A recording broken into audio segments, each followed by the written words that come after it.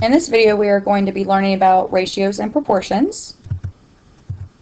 A ratio is a comparison of two quantities by division. You can write the ratio of two numbers, A and B, where B cannot be equal to 0 in three ways. So, for example, example 1, let's write a ratio for the length of a rectangle to the width of a rectangle, where the length is 2 centimeters and the width is 5 centimeters. So these would be two ways that we could write the ratios.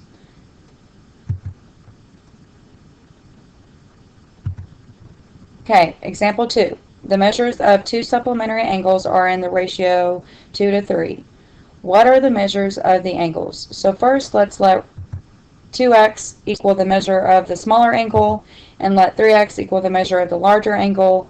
We can do this because 2 over 3 is the same as 2x over 3x, because we can multiply the numerator and the denominator by the factor of x as long as we're multiplying both the numerator and the denominator by the same factor. So to do this, we're going to, since the two angles are supplementary, that means that their sum, they're going to add, the two angles are going to be adding to equal 180 degrees. And so 2x plus 3x is going to equal 180. And then we're going to be solving this equation like normal. 2x plus 3x is 5x. That's going to equal 180. And then we're going to divide both sides by 5. So x is equal to 36. Now that's not our angle measurement, but that's the factor that we multiplied both the numerator and the denominator by. So we're going to find what the smaller angle is by substituting in 36 for x, so 2 times 36 is equal to 72 degrees, and so that's going to be the measure of the smaller angle.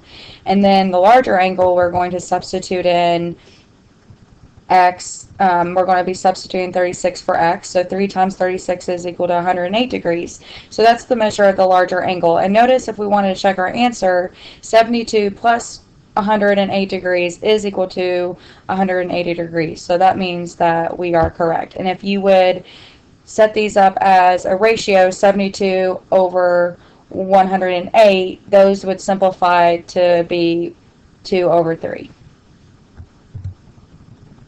Next, we have an extended ratio. An extended ratio compares three or more numbers.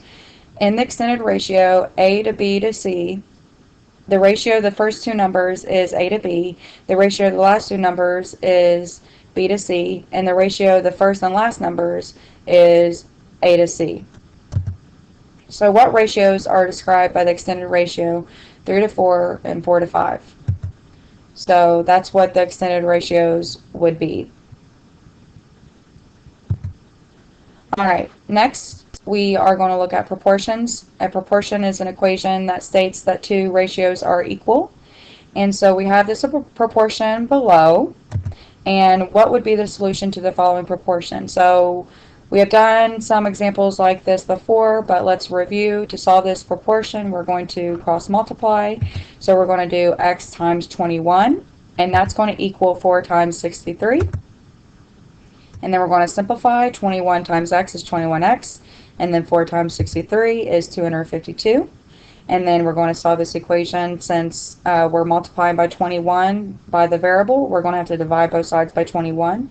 So x is going to equal 12. So that would be the solution to the proportion. Last example, what would be the solution to this following proportion? And so we're going to be doing the same thing. We're going to be cross multiplying.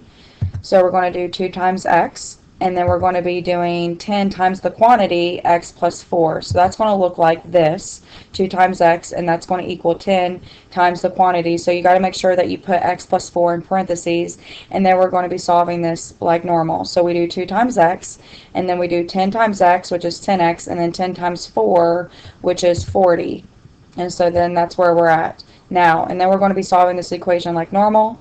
We have a variable on this side, so that means that we got to move this 10x to the other side.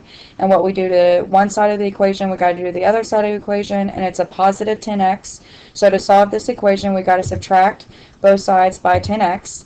This 10x, the positive 10x and the minus 10x will cancel out.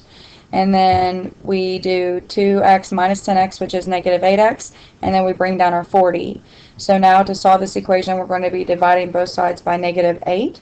So x is going to equal negative 5.